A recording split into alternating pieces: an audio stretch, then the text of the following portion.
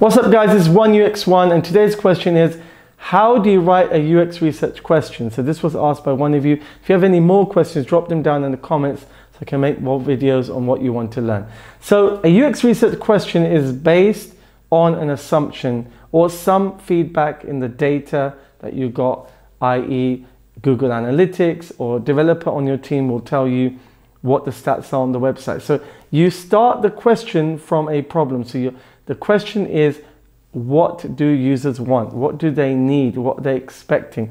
And that's where you start your question, which becomes the basis of your user research and eventually the UX design or the improvement of the design, the iteration, the ideation, the prototype, and the finished product. So the question becomes, what is it that users are trying to solve? Or what is the pain point, the friction in the service or the user experience as a whole? So what you do is, for example, let's say you have somebody who's using a software and the software allows you to upload files and they find it really tedious, it's lengthy, it takes too long to upload the file, it doesn't accept all file types.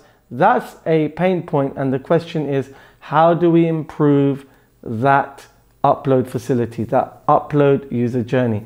And that's your question. That question becomes the basis of the research and improving that upload option for the user. So you want to start asking more questions from that one question. So the question is how to improve the upload option, and then you say, well, okay, what file types do you need to upload?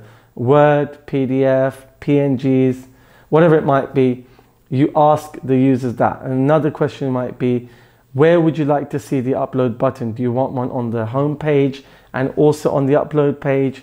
What color would you expect the button to be? That's another question. What do you think of the layout of the page?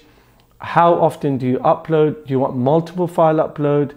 Do you want to have a drag and drop facility? So all these questions came from that one original question. And that's how we discover more questions, more problems. That's how we idea and find solutions. And that's how user experience design works. So we look at questions, which are assumptions, or a hypothesis where we are hypothesizing, we're assuming things, and we are wanting to validate whether what we think is the problem is actually the problem. And if the users have told us something, we already have an assumption from them. Or if the users have told us something, then we validate that question that they have by testing. So we start to plan an interview script or a survey or any focus group or any method that we want to use in UX research to start to discover more details, qualitative and quantitative, about that question, about that problem. So the qualitative data, remember, will give you the feelings, the thoughts, how they actually feel about it, and what they want done that will make that user experience good for them, make them feel like it's usable, is useful and delightful.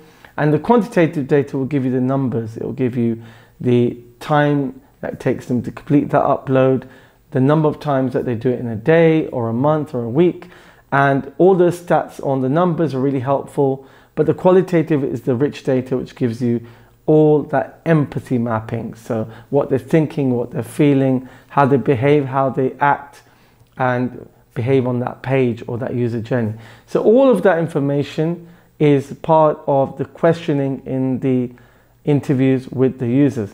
And from there, we expand it even further into, like, we say, well, why? So let's say user says, I'd like to have multiple file uploads on one button. So I click upload and I want to drag in lots of files. And you'd say, why would you want to do that? And say, well, because on a regular basis, an average number of files that we upload in one go is normally 3 to 4. So there you've got a justification for what you're building. And you can explain that to your team.